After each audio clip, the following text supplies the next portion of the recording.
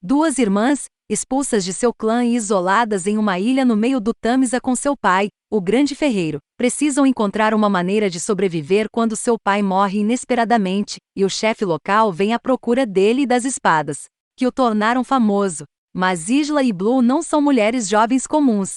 Isla aprendeu as habilidades proibidas de trabalhar na forja e Blue tem a visão. Então, quando elas buscam proteção do chefe, elas apenas se encontram em perigo.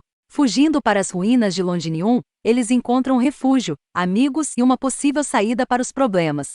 Na Idade das Trevas da Grã-Bretanha, as irmãs Isla e Blue vivem nas sombras da cidade fantasma, as ruínas abandonadas do outrora glorioso assentamento romano Londinium, na margem norte do Tâmisa.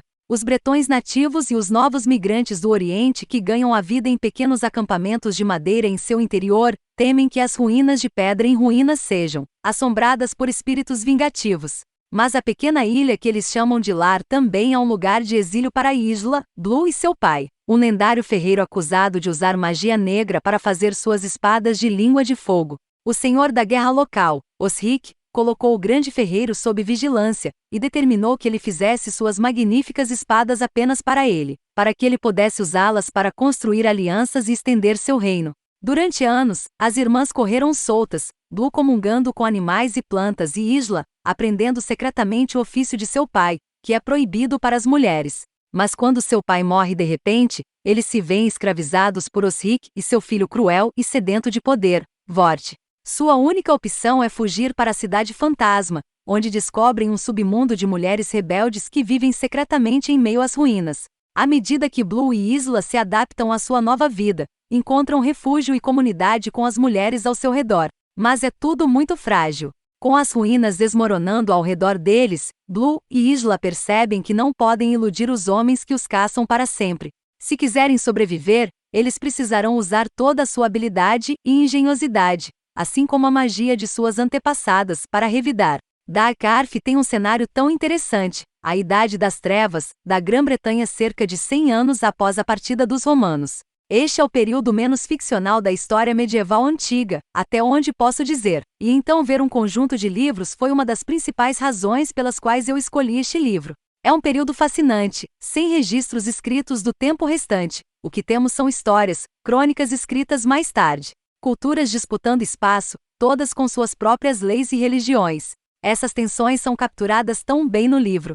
Está cheio de mitologia, contos de monstros e espíritos e fantasmas, maldições e curas. Está embutido no mundo e nas ações dos personagens, mas não é um livro de fantasia. Essas eram as crenças da época, e tudo pode ser explicado com uma razão lógica, não sobrenatural. Esses elementos ajudam a impulsionar a história, mas você nunca sente que está sendo tirado da história para uma alternativa. É também uma recontagem, muito, solta de Vailanda Smith, chamada Vorlon no capítulo final que revela a natureza de recontar para aqueles que não conhecem a história o suficiente para identificá-la. Termo aqui, dado que o capítulo final aponta que é uma história que poderia ser corrompida no conto que conhecemos como Vailã. Dark Arf não contém nenhum romance, Em vez disso, o foco está inteiramente no relacionamento das irmãs. O livro é contado da perspectiva de Isla. Então você realmente consegue que o amor daquela irmã mais velha protetora se misture com o sentimento de que ela tem que proteger e ser mãe de sua irmã mais nova. Foi muito divertido ver esse fardo comum das irmãs mais velhas desconstruído. O livro contém muitos flashbacks no início. Houve momentos em que lutei um pouco para acompanhar o que estava acontecendo, pois nem sempre estava claro quando estávamos. A outra coisa que fez com que demorei um pouco para entrar no livro foi que as decisões que as irmãs tomam fazem com que o livro pareça um pouco estranho, como se eles tivessem dito a verdade em vez de pular imediatamente em mentiras elaboradas. Eu sinto que as coisas poderiam ter sido um pouco mais suaves para eles. Eu nunca tive certeza porque eles pularam para mentiras em vez de verdade. A força deste livro é a história e o cenário. Sot claramente fez sua pesquisa, e o mundo de Blue and Isla parece tangível e rico em detalhes. As descrições de Londinium e seus arredores, bem como os detalhes da vida na Grã-Bretanha do século VI, dão vida ao livro. Também foi fascinante aprender sobre esse período de tempo, já que tão pouco se sabe, e eu absolutamente quero aprender mais como resultado da leitura deste livro. No entanto, o enredo da história perde para esse cenário histórico para mim. Achei a história de Isla e Blue menos atraente do que o ambiente, especialmente porque grande parte do livro é focada em descrever as cenas e cenários ricos.